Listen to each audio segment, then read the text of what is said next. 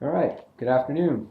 Spider Slayer here, and doing a review on The Walking Dead issue number 88. Walking Dead issue number 88. Gotta love the cover on this one.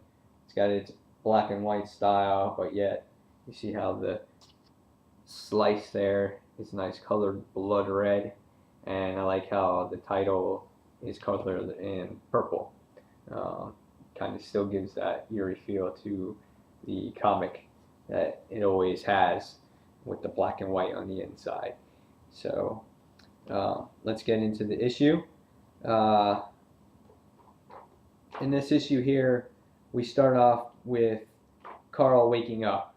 Actually, he woke up at the end of the previous issue, issue number 87, and he woke up saying, "Dad," and he was asking for his mom. So obviously we know that Carl had lost his memory. Okay, um, but in this issue here, you see Carl. He's woken up, and you can basically see that he's like, what happened? He doesn't have all his memory. Um, his father is asking him what he could remember, but he's reassuring him that obviously everything is going to be okay.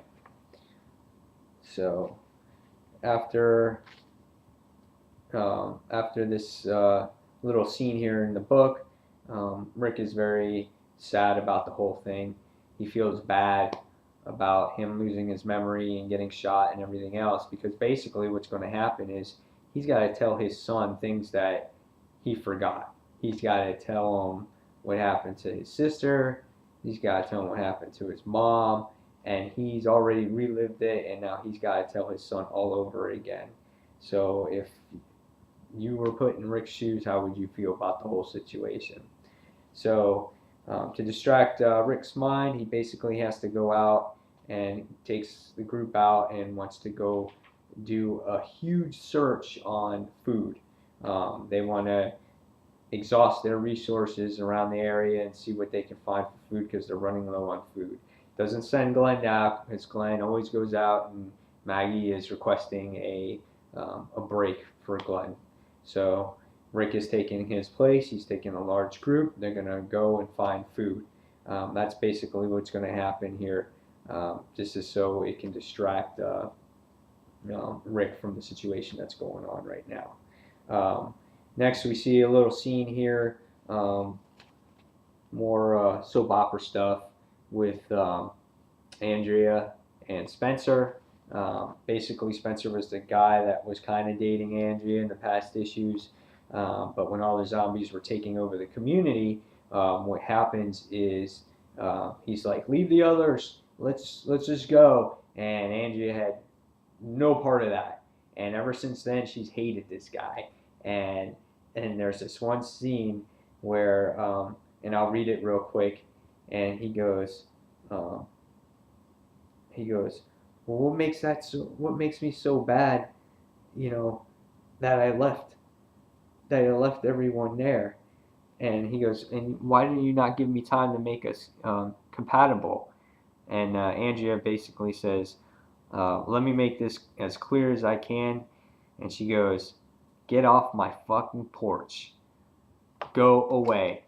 And she is pissed. You can see it on that panel right there. She wants nothing to do with this guy, and you don't mess with this chick. And he does. He just basically leaves right there in that panel. Pretty awesome stuff. Um, so going back to Carl, Rick is just asking him more questions on things that he remembers, and he basically asks him, what he remembers, and he remembers that certain people died, doesn't know how. So again, Rick is very upset about the whole situation. Um, so we have our group getting ready to go get food, and this basically what the main story is on this issue is them all gathering a big group and all getting together and get this food. So that's what they are going to do. And we don't come across any zombies except the one. It's during the winter time. They tend to freeze up at this time. And there's not really many around right now. People are searching for food. Rick is searching for food. We go into this office, and just as I said before, Andrea sees this office that says private. She looks inside, and you see here, right here, that Rick is crying. The stress has totally gotten to Rick. I don't know what's going to happen in the future. I know it has to do with his son, but this is going to be tough in the future for the group if Rick can't pull it together. Because at the end, we have a little rebellion going on with Spencer and this one guy, Nick, and some other chick here saying that they need to take charge of this group before they get a hold of everybody else.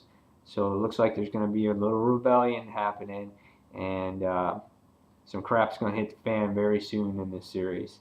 So we're going to see what happens, and I'm looking forward to it.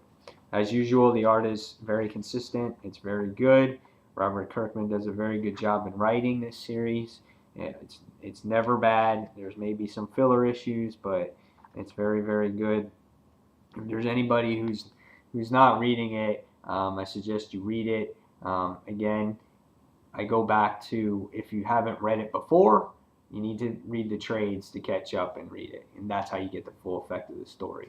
On this particular issue, I'm going to give it a probably about a 4.5 out of 5.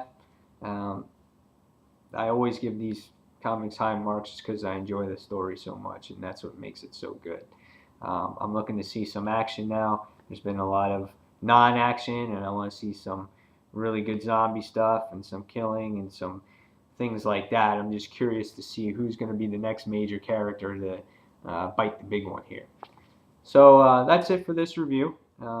Again, Walking Dead number 88, 4.5 out of 5. I recommend you buy it. Hope you guys have a great weekend. See you soon. Spider Slayer out. Bye.